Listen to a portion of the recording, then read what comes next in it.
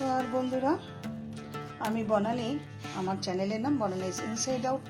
আর সেই চ্যানেলে আবার আজকে আমি একটা নতুন রেসিপি নিয়ে হাজির হব তোমাদের সামনে। তো সেই জন্য চলে আসলাম। দেখো, আজকে একটা মসুর ডালের একটা সুন্দর রেসিপি দেখাবো। আশা করি এই রেসিপিটা তোমরা অনেকেই জানো, অনেকেই দেখেছো। তো আমিও সেই জন্য তৈরি করে ফেলছি রেসিপিটা। তো সবার রান্নার পদ্ধতি সত্যি কথা আলাদাই হয়। আর আমিও একটুখানি দেখো কিভাবে করছি সেটাই তোমাদের সাথে শেয়ার করতে চলে আসলাম। দেখো, ধনেপাতা কেটে নিয়েছি, লম্বা লম্বা করে আমি টমেটো কেটে নিয়েছি, লম্বা করে পেঁয়াজ কেটে নিয়েছি, কটা কাঁচা লঙ্কা মাঝখান থেকে একটু চিড়ে নিয়েছি, আর কেটে নিয়েছি আলু।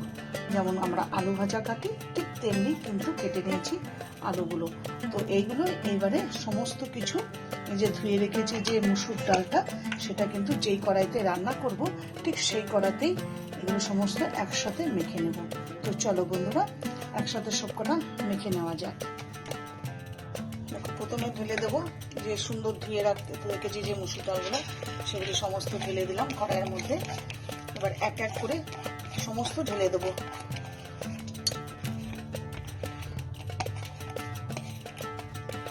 খেতে কিন্তু দুর্দান্ত হয়।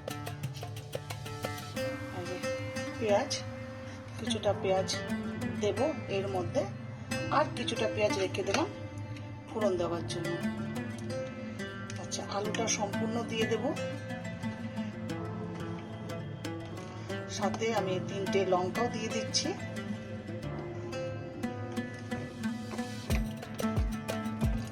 আর এই যে লম্বা করে কেটে রেখেছি যে টমেটোগুলো, এগুলো কিন্তু ঢেলে দেবো।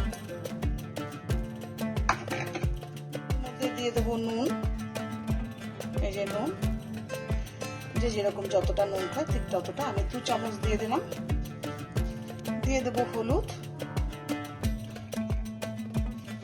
আর একটু দেব আমি কাশ্মীরি লঙ্কার গুঁড়ো, মানে সুন্দর কালারটা আসার জন্য।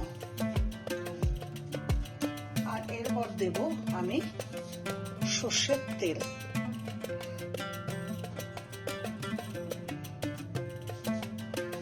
এবার সব কটা জিনিস আমি হাতের সাহায্যে সুন্দর করে মেখে নেব। একটু জোরে মাখতে হবে যাতে এই যে টমেটো গুলো যাতে এই ডালের সাথে ম্যাশড হয়ে যায়।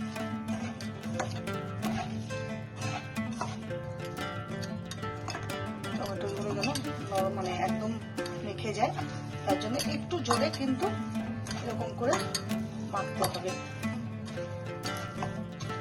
দেখতে পাচ্ছ সুন্দর মাখা হয়ে গেছে। যেই কড়াইতে সিদ্ধ করা হবে সেই কড়াইতেই মেখে একেবারে কিন্তু বসিয়ে দেওয়া হবে। তোমরাও কিন্তু তাই করো। এবারে 1 মগ জল ঢেলে দেব।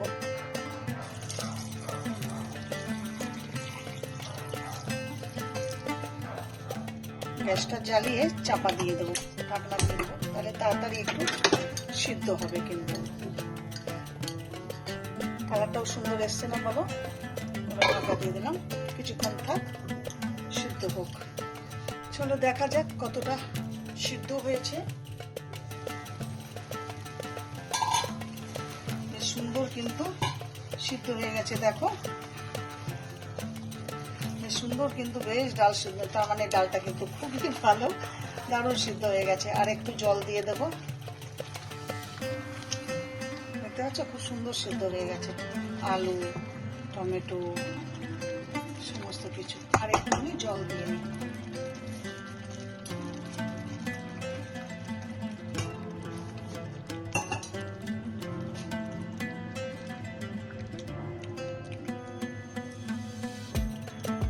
চলো, এবার ফুটে গেছে।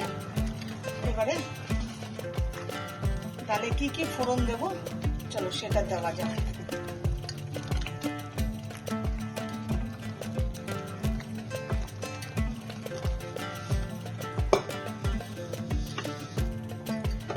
একটা ফ্রাই প্যান বসিয়ে নিলাম। ফ্রাই প্যানটা ধুয়ে বসিয়ে দিয়েছি, শুকিয়ে গেছে। এবার একটু তেল ঢেলে দেবো।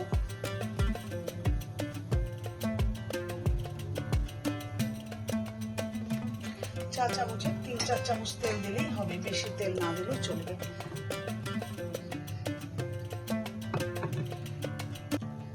দিয়ে দেবো জিরে, শুকনো লঙ্কা,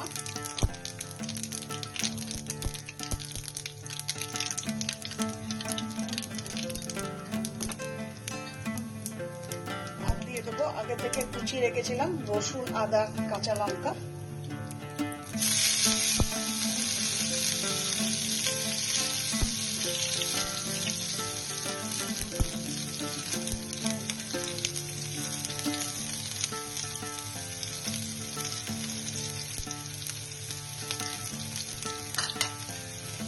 আর দিয়ে রাখবো যেগুলি বাকি পেঁয়াজগুলো রেখেছিলাম সেই পেঁয়াজগুলো।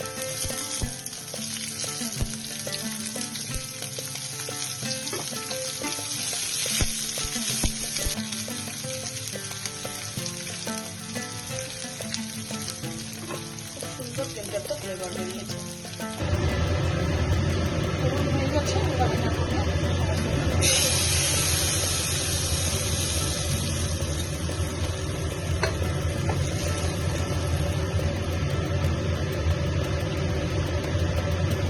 পেঁয়াজগুলো একটু লাল লাল করে ভাজলে শুকনো গন্ধটাও বেরোবে আর ভালোও লাগবে। খুব পাতলাও হবে না ডালটা, আবার কিন্তু খুব গাঢ়ও হবে না, মিডিয়াম। তো আমি একটু সামান্য চিনি দেব, কারণ আমি সমস্ত জিনিসের মধ্যেই একটু চিনি দিতে ভালোবাসি, তাই জন্য একটু চিনি দিলাম সামান্য। পুরোপুরিটা অপশনাল, তোমরা দিতেও পারো আবার নাও দিতে পারো। দিয়ে দিলাম কুচিয়ে রাখলাম পাতা।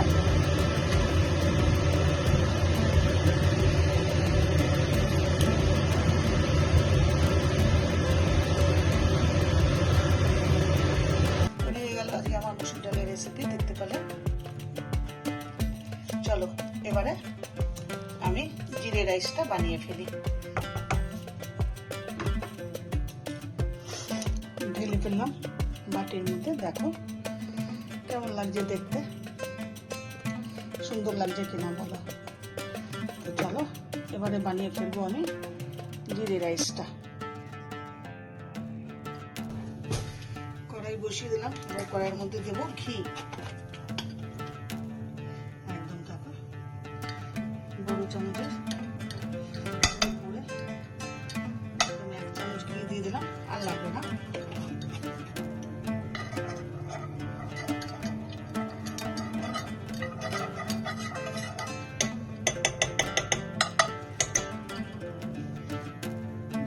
একটু বেশি করে সাদা জিরে, জিরে রাইসে একটু জিরেটা বেশি যাবে। একটু কুচানো লঙ্কা আর আদা,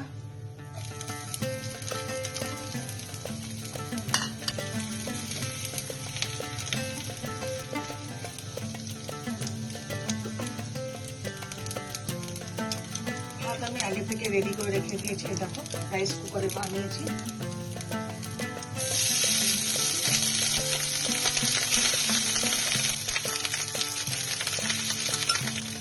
সামান্য দেবো নুন, আর দেবো কেটে রাখা ধনে পাতাগুলো। কিচ্ছু না, সিম্পল একদম আমার জিরে রাইস তৈরি।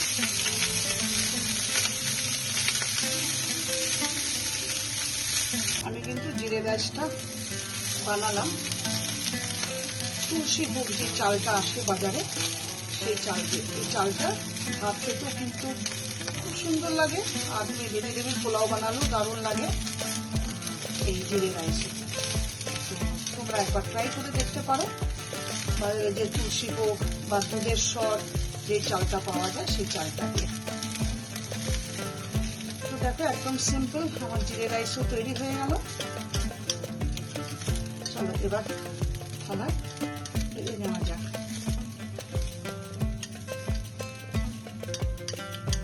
খুব তাড়াতাড়ি একটা জিরে রাইস কিন্তু বানানো যায়। সকালে যদি কাজে কর্মে অফিসে ঘাটে যাওয়ার সময় যদি প্লেন রাইস দিতে না ইচ্ছা করে, তো ফটাফট ভাতটা আগে বাড়িয়ে নিয়ে তারপরে এরকম যদি জিরে রাইস বানিয়ে দাও, খুব ভালো হয় কিন্তু। পুরো রেডি। এবার চলো থালায় বেড়ে নেওয়া যাক। বেড়ে নিলাম থালায় জিরে রাইস আর ডাল। তো চলো